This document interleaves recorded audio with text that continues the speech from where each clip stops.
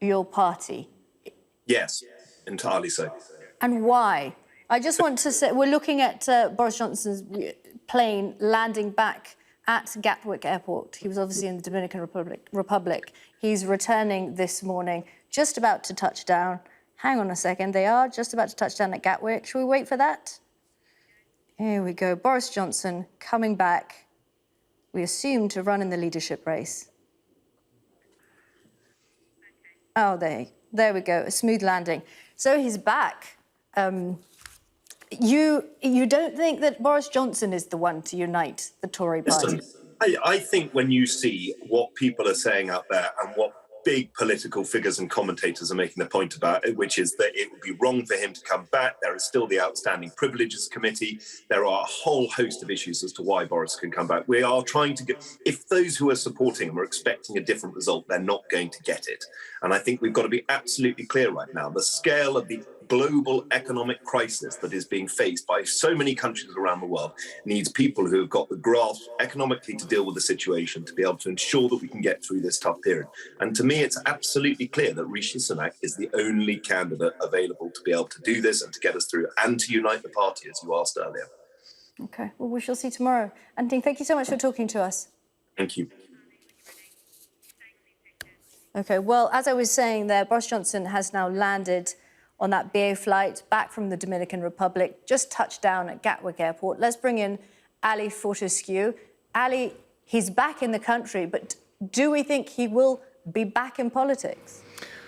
I mean, I think a few days ago this seemed quite far-fetched, but, you know, there's his plane, he's back in the country. Allies close to him have told us that he is up for it, he wants another go at the top job. I think the big question, well, there's two questions. One, will he meet the threshold of 100 MPs? And that is no guarantee whatsoever. I think, you know, people think he will get to 60, but beyond that will be more challenging. But if there is momentum behind him, could we see some people rowing in behind the former Prime Minister? If that looks like that's the way the wind is blowing, could he just get over 100 MPs? What is clear is that Rishi Sunak is at the moment the firm favourite with MPs. It looks like he has made it onto the ballot. His campaign saying that he has more than 100 votes. Of course, Rishi Sunak and Boris Johnson, I think it's fair to say there's no love lost between these two. Rishi Sunak is seen by many as a person that took down Boris Johnson when he resigned in office, triggering, of course, Sajid Javid also resigned, triggering a wave of resignations that eventually toppled Boris Johnson's government. There has been some talk in some of the papers that we could see a Johnson-Sunak alliance, the two men coming together, former rivals, to bring the party together. But I've had a few conversations with people close to both of those men, and from the conversations I've had, you cannot see either of them serving in the other one's cabinet. As I say, you know, I haven't spoken to everyone. We don't know what is going to happen. Politics has been incredibly unpredictable, but it is, I think, hard for many to see these two men working together.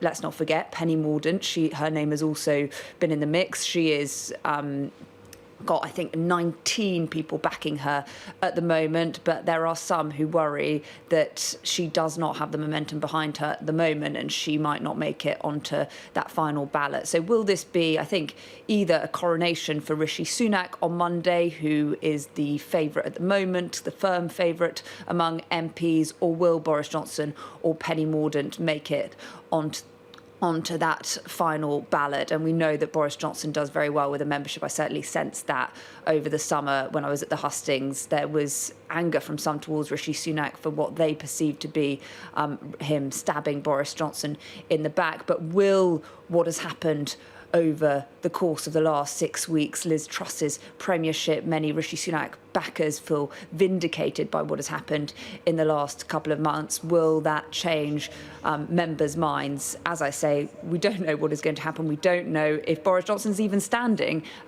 People close to him have told some of us that it looks like he will want to go for the job. We don't know if he has always been someone that has never failed to surprise us all. We don't know if he wants to be the next Prime Minister if he is even going to put his name forward. I think he will want to know that he can win this if he's going to enter the race.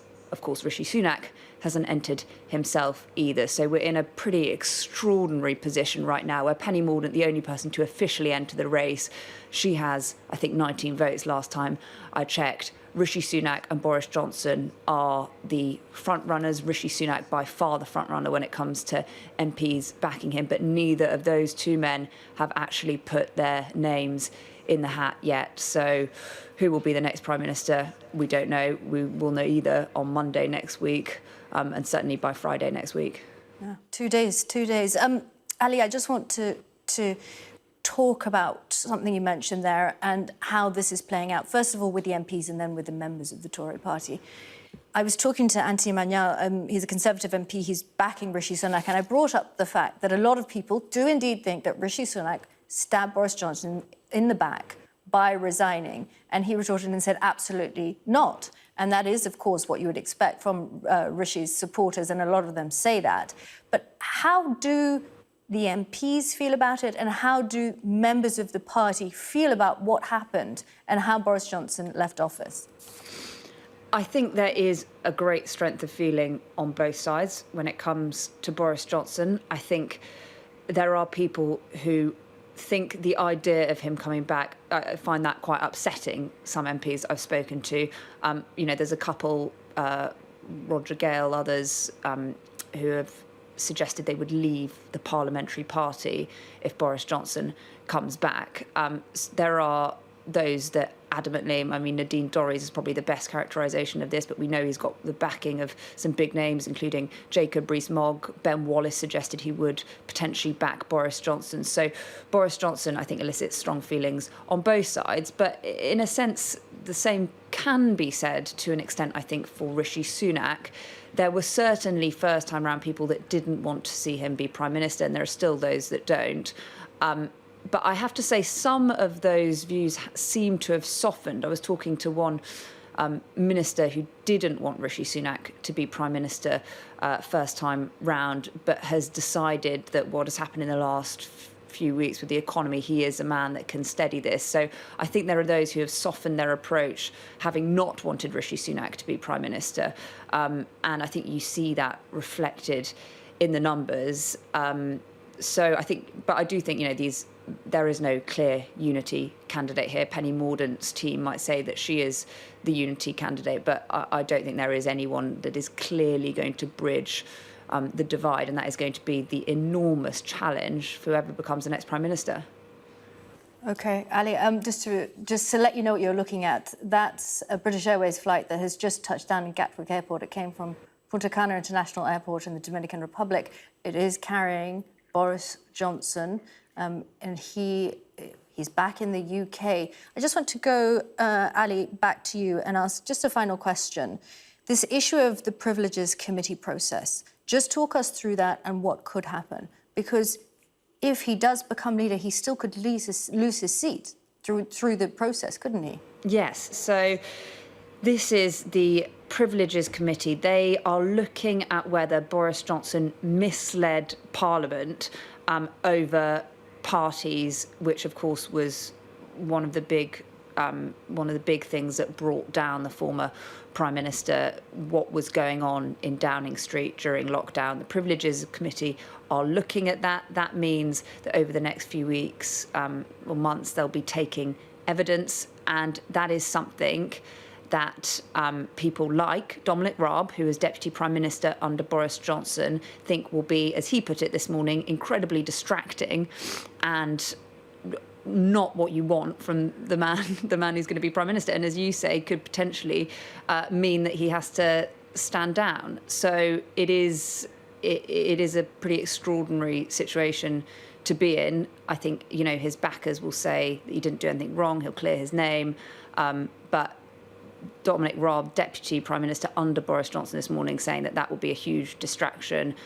He said he thinks Boris Johnson could return to frontline politics, but this is not the time for him to be Prime Minister.